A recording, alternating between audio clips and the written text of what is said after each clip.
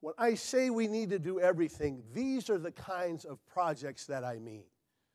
Our job is to provide the context for you all to succeed.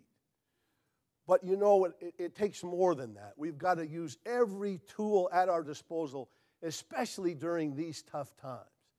That's why we've aggressively pursued federal funding to the tune of around $47 million. Those are important funds that put food on the table and give local people jobs and do local projects, important projects that help our transportation system, help our energy efficiency, and much more. That's also why we took our best shot at $40 million for the Boise streetcar project. It's a project that's been on the books for around 10 years. If we do it now, not only will it be cheaper, but it'll be leveraged as the city in our valley grows to provide an important service. You know, also, what we've done is take a depreciating asset, 18 miles of rail line in southeast Boise, and we've turned it into a revenue generator.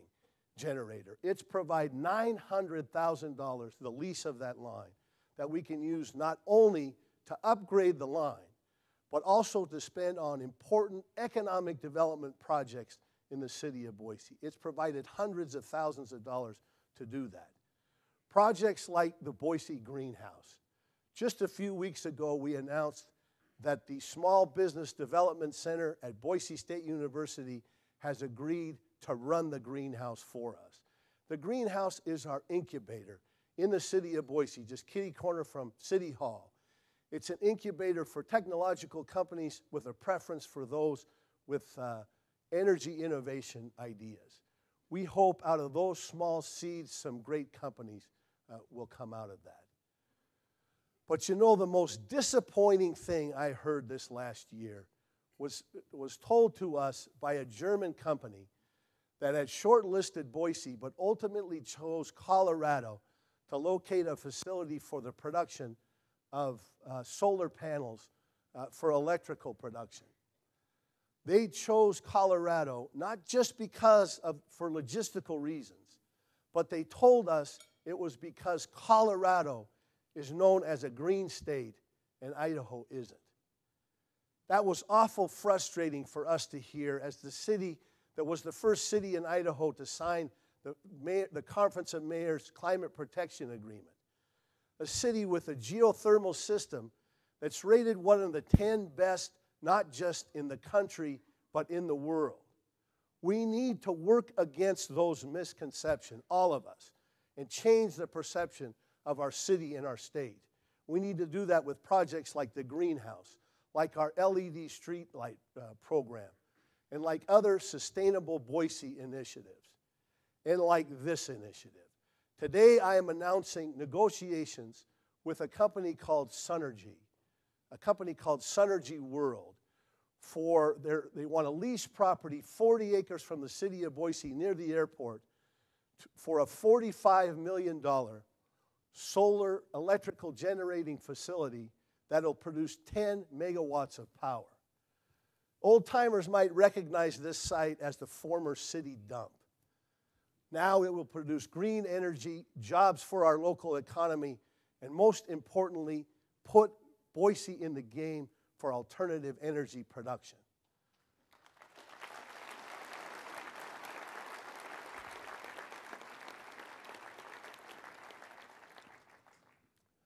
Sunergy also proposes placing solar panels on awnings in surface parking by the airport as well to generate even more electricity and leverage assets in the city of Boise for our local economy. We need to do all we can to bring new companies like this to Boise, but also work with existing companies that are already here in Boise. That's why we've worked with local companies like Cradle Point Technology or Biomark Incorporated, two great local companies that we've helped find properties located in the city of Boise so they can expand here. For example, Cradle Point has grown their workforce by 75% just in the last 18 months. And now their headquarters is located on 8th Street on the corner of 8th and Franklin in downtown Boise. We're so pleased to have those kinds of businesses expanding here. And Boise is a great home to technological companies, from the mighty Micron to medium and smaller sized companies all around town. And virtually every one of these companies owe a debt to an individual that helped bring Hewlett-Packard here 37 years ago. Ladies and gentlemen, please join me in welcoming and thanking one of the true pioneers of Boise's new economy, seated right up in front here, Mr. Ray Smellick.